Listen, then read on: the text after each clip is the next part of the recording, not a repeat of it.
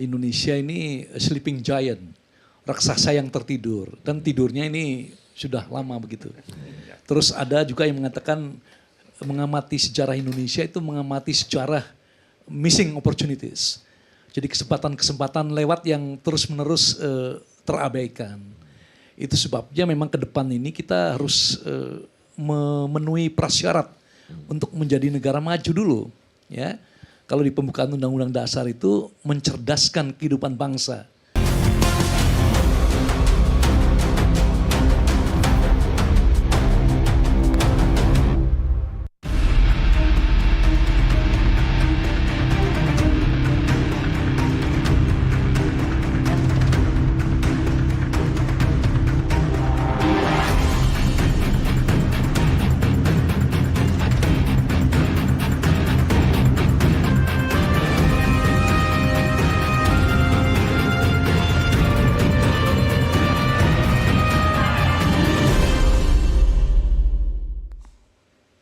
Memang ada keunggulan bagi negara-negara yang sudah memulai lebih dulu. Tapi bukan berarti tidak mungkin untuk negara-negara yang mulai relatif terlambat. Kita sebut saja Korea Selatan, Vietnam, China. Berapa lama waktu yang dibutuhkan dari negara miskin hingga bisa menjadi pemimpin pasar? Kita akan lihat datanya seperti apa timeline China sampai sekarang diakui menjadi pabrik dunia. Kalau kita ingat di tahun 1978, waktu itu adalah awal dari reformasi dan pintu terbuka China, di mana pemerintah China atau otoritas saat itu menjadikan Shenzhen sebagai kawasan ekonomi khusus. Lalu kemudian berganti di tahun 1980 hingga 1990-an, sudah mulai ada relokasi industri, pabrik-pabrik dari negara-negara lain akhirnya mencoba untuk merelokasi pabriknya ke China. Di 2001 China kembali lagi masuk ke WTO dan menjadi sebuah ledakan industri karena ternyata harga yang ditawarkan dengan tarif yang cukup murah saat itu. Di tahun 2010 China resmi jadi penguasa manufaktur dunia. Dan di tahun 2015 sampai sekarang kita sudah melihat made in China di mana-mana. Artinya dari 1978 hingga 2026 ini kurang lebih butuh waktu 48 tahun. Kalau di tahun 2010 sudah jadi penguasa manufaktur, mungkin sekitar 30 tahunan China sudah bisa mengubah statusnya dari negara miskin itu menjadi penguasa dunia. Demikian juga dengan Korea Selatan, Vietnam, kita lihat keluarga kita, satu kawasan yang juga sekarang sudah terlihat mulai menjadi pemimpin industri. Tapi bagaimana dengan kita? Tadi kata Dr. Bram, 10 hingga 15 tahun belum ada strategi yang jelas. Kalau China butuh 48 tahun, apakah ini artinya kita butuh 30 tahun lagi? Pak Manarep. Ya, jadi kita harus yakin ini Bu Maria ya. Karena kita memang bangsa ini didirikan menjadi sebuah negara yang akan ke depan menjadi makmur sesuai dengan cita-cita Undang-Undang Dasar 45. Begitu ya Prof ya. Kita harus yakin itu ya. Saya pikir prosesnya itu memang harus jelas ya. Sebenarnya Cina melakukan yang begini, ada lagi contoh yang lebih sederhana ya, Finlandia. Finlandia dulu dia jual kayu. Awalnya jual kayu dia. Kemudian dia melakukan lagi perubahan-perubahan menjadi industri ya, industri yang ringan, berat ya, dan seterusnya menjadi high tech dia. Seperti yang kita saksikan saat ini. Saya pikir ini memang kita nggak bisa membalikkan apa ya, seperti balik tangan cepat ya, butuh waktu. Ya, butuh waktu. Inilah sebetulnya proses yang harus kita manfaatkan ini ya. Dunia akademisi, para peneliti harus memainkan peran penting di sini termasuk korporasi ya. Jadi memang kalau ditanya ini sederhana, saya yakin bahwa ke depan ya Indonesia ini akan bisa melakukan hal yang demikian ya, reformasi di segala bentuk ya, apalagi pemerintahan Pak Prabowo saya ini sedikit agak lumayan lah ya menangkapi yang apa yang maling itu tadi itu ya, tangkapi ya. Itu bagian awalnya kepastian hukum, begitu ya Prof ya. Kepastian hukum dulu yang pertama itu, sudah mulai dari sana. Mudah-mudahan nanti ya, karena memang ini tadi 48 tahun ya. Ya, saya pikir kita pun akan bisa melakukan itu, saya yakin. Saya pikir perdebatan ini ya khususnya masalah berapa lama ya. Kalau saya bilang tidak bisa menentukan ini, tetapi saya melihat ke depan ini arahnya on the track kita memperbaiki ini menjadi sebuah negara yang makmur kita sesuai dengan cita-cita Undang-Undang Dasar 45 ya. Jadi ada prosesnya kata kuncinya di proses, tapi kita manfaatkanlah proses ini dengan bagus ya. Jangan sampai ada yang terbuang begitu saja waktu-waktu yang sudah ada.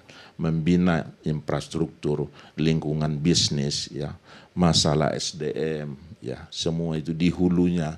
Ini semua pekerjaan yang berat ya. Tetapi kalau dengan kebersamaan kita bersatu, saya yakin akan bisa. Kami kira itu Bu Maria ya. Baik. Mungkin ahli politik ini yang profesor yang bisa. Baik, Prof. Hendrawan, ya. kalau kita mengingat Korea Selatan bisa menjadi negara maju seperti sekarang, itu kan dia bisa memanfaatkan bonus demografi yang mungkin ini terjadi 100 tahun sekali begitu. Dan kita juga sudah punya timeline sebenarnya untuk memanfaatkan bonus demografi kita dengan cita-cita Indonesia emas di 2045. Tapi kalau melihat kondisi sekarang, menurut Prof, apakah kita masih on track? Sementara untuk menuju menjadi negara maju itu kan harus ada yang kita capai begitu, mulai dari pertumbuhan ekonominya begitu. Sementara dari kemarin pertumbuhan ekonomi kita tidak pernah mencapai target pemerintah. Jadi Mbak Maria, jadi kalau kita bertanya kepada pengamat, kita tanya orang luar dulu ya, pengamat asing, dari tulisan-tulisannya kita bisa lihat, bisa baca, itu mereka selalu mengatakan bahwa Indonesia ini sleeping giant, raksasa yang tertidur, dan tidurnya ini sudah lama begitu. Terus ada juga yang mengatakan mengamati sejarah Indonesia itu mengamati sejarah missing opportunities. Jadi kesempatan-kesempatan lewat yang terus-menerus terabaikan. Itu sebabnya memang ke depan ini kita harus memenuhi prasyarat untuk menjadi negara maju dulu. Ya, kalau di pembukaan Undang-Undang Dasar itu mencerdaskan kehidupan bangsa. Bangsa ini belum cerdas kan berarti kalau untuk bisa menjadi negara kaya. Itu sebabnya kita cerdaskan dulu, tapi berita-berita terakhir justru katanya banyak jurnal abal-abal, banyak profesor ikut konferensi abal-abal, ya, banyak data dalam disertasi dan skripsi mahasiswa katanya fabricated, ya, direkayasa dan seterusnya. Jadi memang kalau kita lihat Undang-Undang Dasar 1945 sebelum amandemen ya, karena kan Undang-Undang Dasar yang berlaku saat ini sudah diubah tahun 99 sampai 2002, 4 tahun ya. Itu disebutkan di situ bahwa maju mundurnya negara ini tergantung semangat penyelenggara negara. Apa yang dimaksud dengan semangat penyelenggara negara? Ngurusin rakyatnya dengan baik. Itu sebabnya Bung Hatta mengatakan Dienstag, negara pengurus. Kalau orang datang berebut kekuasaan dan seterusnya, setelah di sana kemudian korupsi misalnya, tidak ngurusin rakyatnya, bagaimana kita bisa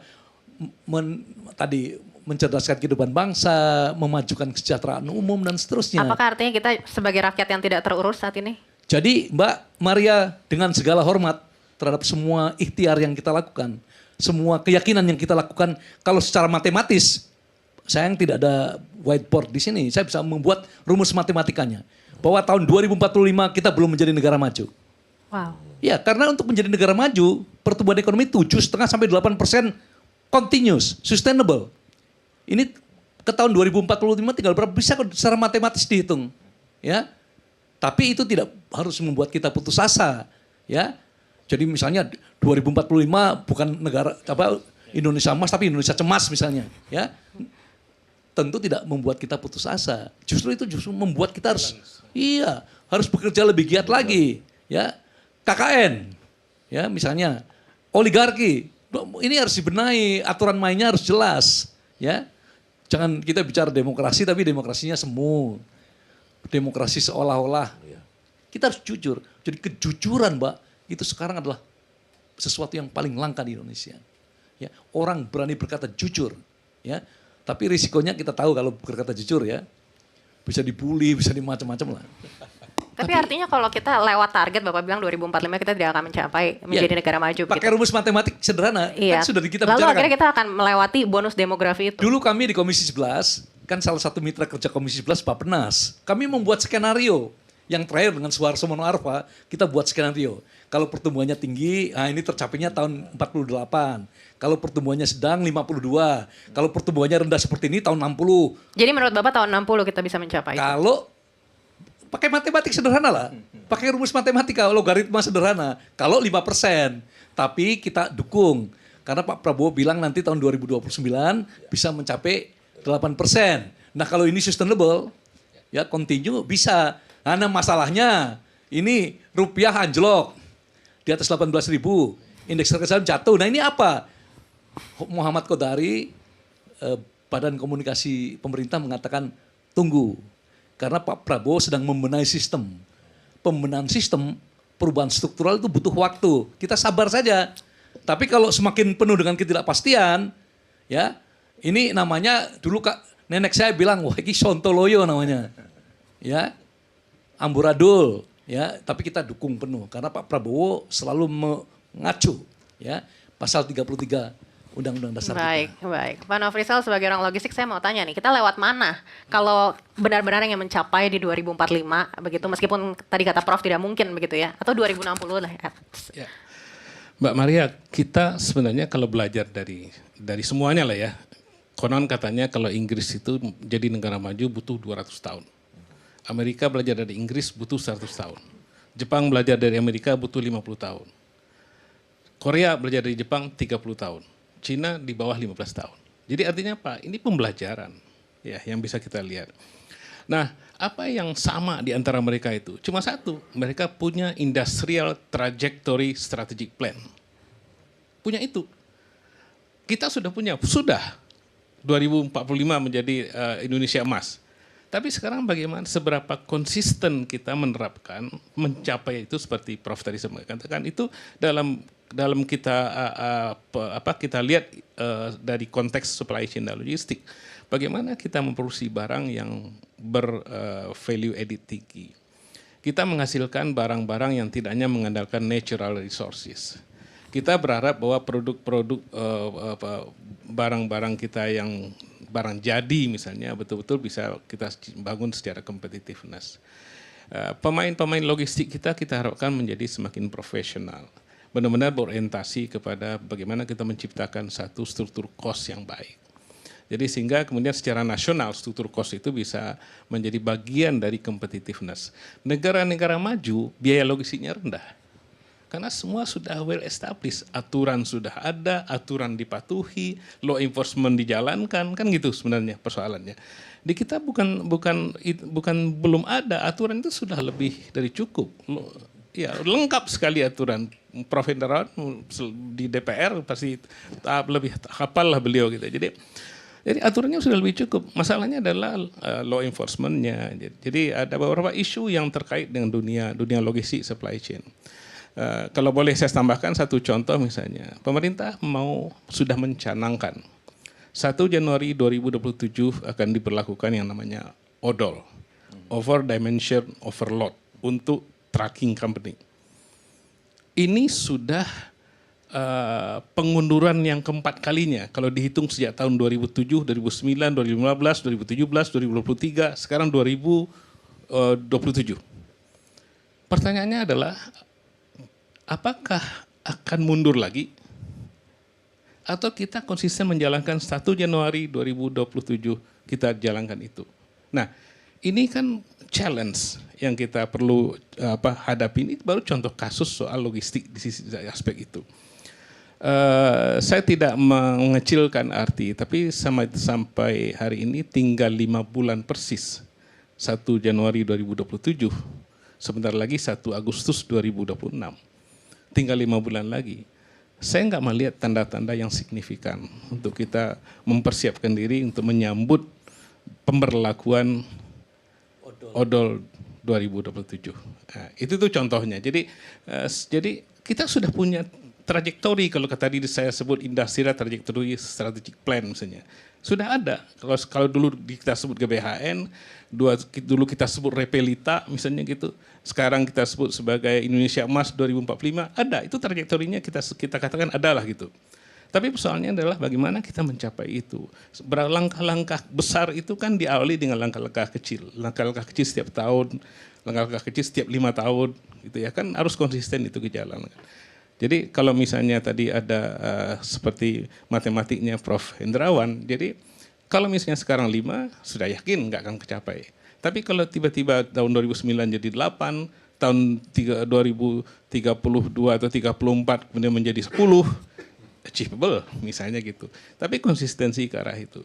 Dalam dunia logistik dan supply chain, sepanjang itu kita lakukan dengan konsisten, taat pada hukum, disiplin, saya kira kita bisa capai. Baik, langkah besar ini diawali dari langkah-langkah kecil tadi disampaikan Pak Nofrisal. Dr. Bram, melihat posisi kita saat ini di mana pertumbuhan ekonomi belum bisa mencapai, tapi kita harus bisa mencapai 8% dan 10% untuk bisa menjadi negara maju. Lalu gebrakan apa nih dari segi hulu yang bisa dilakukan dan bisa segera dibenahi supaya kita bisa menghasilkan pertumbuhan yang cepat, bahkan 2 kali lipat lebih cepat dari tahun ini? Baik, terima kasih Pak Ed. Saya melihat ya, kita bukan tidak punya rencana. Ya, ada. Masalahnya adalah kita konsisten atau fokus nggak sama rencana-rencana itu.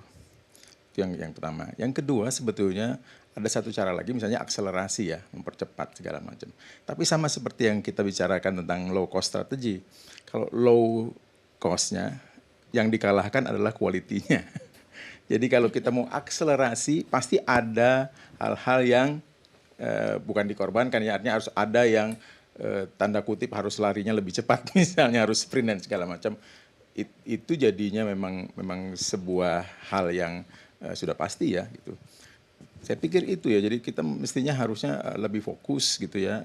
Kalau diakselerasi memang seperti yang Pak Nofrijan bilang ya, untuk logistik aja dari dulu udah mundur 4, tapi kalau misalnya kita percepat, pasti ada yang kalau bahasa gaulnya kan pasti ada yang berdarah tuh.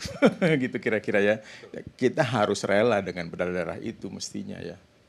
Itu adalah konsekuensi kita karena kemarin kita jalannya lambat, tidak fokus. Kemudian kita harus cepat untuk mengejar tadi yang Pak Hendrawan bilang, trajektorinya.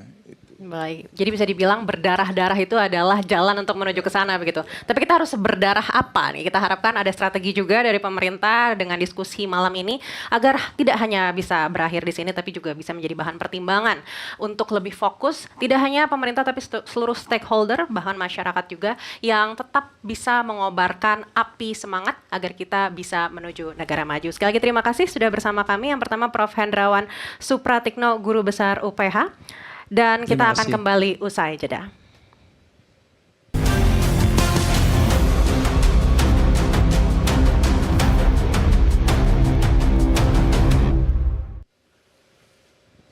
Anda kembali lagi di Merah Putih dan di segmen terakhir ini kita akan menanyakan closing statement dari setiap narasumber dalam diskusi yang sangat menarik. Pak Manarap? Ya, baik.